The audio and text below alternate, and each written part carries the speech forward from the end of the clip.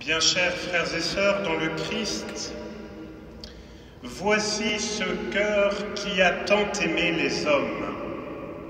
Voici comment le Christ rédempteur s'est révélé à Sainte Marguerite Marie à la Coque.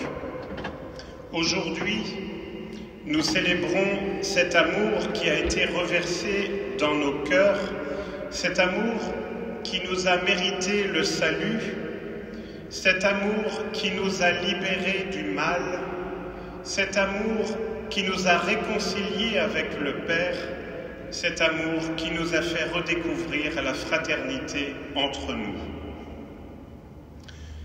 Vous avez très certainement entendu parler du miracle eucharistique de Lanciano dans les Abruzzes en Italie. L'idée m'est venue de vous en parler car l'un de mes amis y était hier. Ce miracle date du 7e siècle. Au moment de la consécration, le prêtre célébrant a été pris d'un doute sur la présence réelle de Jésus-Christ dans les espèces eucharistiques. Et il a vu alors l'hostie se transformer en chair et le vin en sang. Ces saintes espèces sont toujours vénérées aujourd'hui à Lanciano. Vous allez me demander quel rapport avec le Sacré-Cœur de Jésus.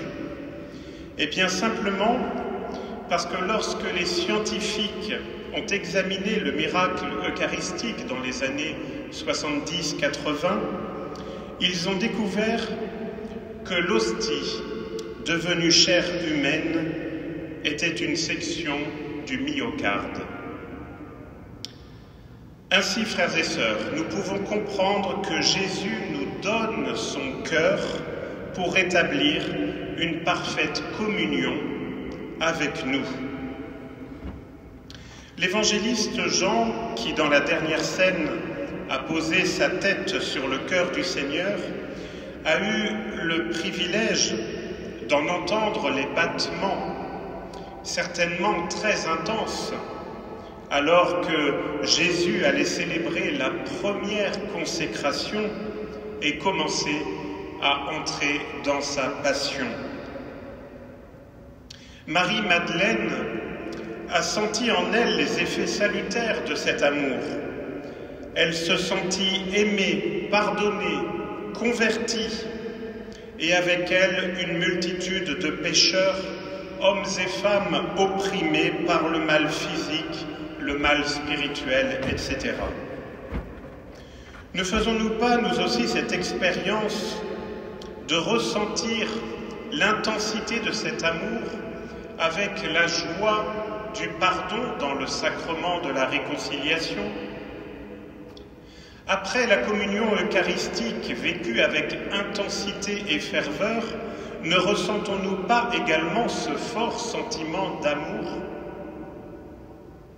L'Église a pris conscience de la pérennité de cet amour, lié au mémorial de sa passion, mort et résurrection, lié à la fidélité des siens, à la sainteté de tant de personnes qui ont témoigné par le martyre et l'héroïcité des vertus chrétiennes. Nous sommes certains que le cœur du Christ bat encore dans notre monde et ne cesse de nous aimer même quand nous avons l'impression que des barrières insurmontables se sont érigées entre nous et lui. Il est venu pour faire tomber le mur de séparation que le péché a élevé. Dans cet amour, le Christ se révèle aux petits. Par cet amour, nous sommes guidés vers le bien. Dans ce cœur, nous trouvons du réconfort lorsque nous sommes fatigués, opprimés. Nous y trouvons le rafraîchissement.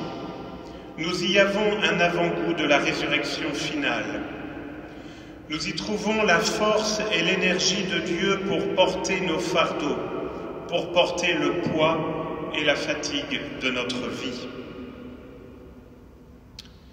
Le cœur de Jésus, frères et sœurs, est un cœur ouvert et rayonnant que le Christ nous montre encore aujourd'hui. Il est transpercé par le péché, mais rayonne encore de sa grâce qui nous purifie et nous sanctifie. Aujourd'hui, fixons notre regard sur ce cœur. Immergeons-nous en lui pour en absorber la splendeur, pour nous accorder à ses battements afin de lui faire ressentir notre profonde action de grâce pour son amour si grand pour chacun de nous. Que le cœur immaculé de Marie, que nous célébrerons demain, nous aide à entrer toujours davantage en symphonie avec le cœur de Jésus, afin que nous vivions tous des battements mêmes de son cœur en nos propres vies. Amen.